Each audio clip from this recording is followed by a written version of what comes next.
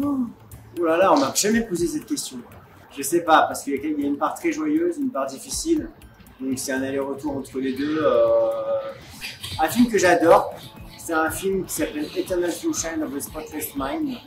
C'est un film un peu poétique, on peut effacer les souvenirs amoureux et en même temps on tombe quand même amoureux de la personne qu'on a effacée. Donc pour moi, je trouve que ça serait bien représentatif de quelque chose d'à la fois complexe, par moments difficile, mais extrêmement joyeux et poétique.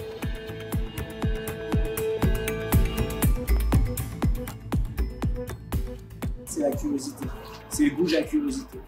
Je trouve que c'est très très important d'essayer, même parfois en quelques mots, essayer de comprendre qui sont les gens, discuter, poser des questions à ses grands-parents. À l'âge de 16 ans, j'avais aucune idée de ce que j'allais faire. Je sais que j'avais besoin de m'exprimer, donc ça a été plutôt par la musique, par l'écriture, mais peu importe, l'essentiel c'est d'essayer d'exprimer ce qu'on a en soi et de trouver, après moi ce que je leur souhaite c'est de pouvoir évidemment trouver une voie qui puisse les épanouir et qui puisse être heureux de ce qu'ils vont faire.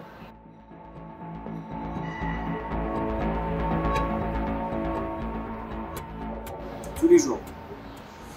Je doute pas parfois de ce que j'ai pu accomplir parce que je sais que ça serait de la fausse modestie de dire que voilà, j'ai rien fait de ma vie, j'ai fait des choses qui ont eu beaucoup de succès, qui ont eu un impact, des films, des livres parfois très importants comme Charlotte où j'ai pu sortir, mettre en lumière une artiste oubliée. Mais après, quand je suis en train de créer, je ne suis pas tout le temps animé par la certitude merveilleuse d'avoir réussi des choses. Je suis plutôt animé par le doute permanent de est-ce que c'est encore intéressant, est-ce que je vais pouvoir aller quelque part dans une zone intéressante, est-ce que j'ai du talent. Non, je doute tout le temps. Mais je pense que pour créer, il faut alterner en fait des moments de doute, des moments de certitude. Dans la vie en général, je pense qu'il faut avoir des moments où on est animé par la sensation de bien faire les choses et puis d'autres où on est totalement perdu.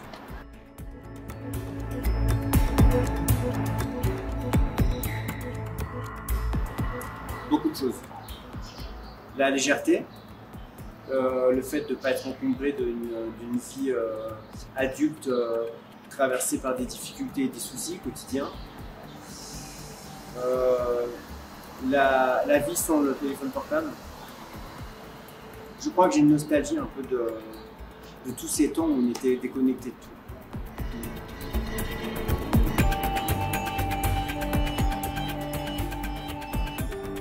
La première pensée qui me reste, c'est l'obsession. Parce que je me sens assez obsédé par le temps qui passe, la nécessité de savourer chaque instant, de me nourrir des choses. Je sais que tout est fugitif, tout est éphémère, donc je regarde en permanence le temps comme quelque chose à chérir profondément. Et c'est presque une obsession.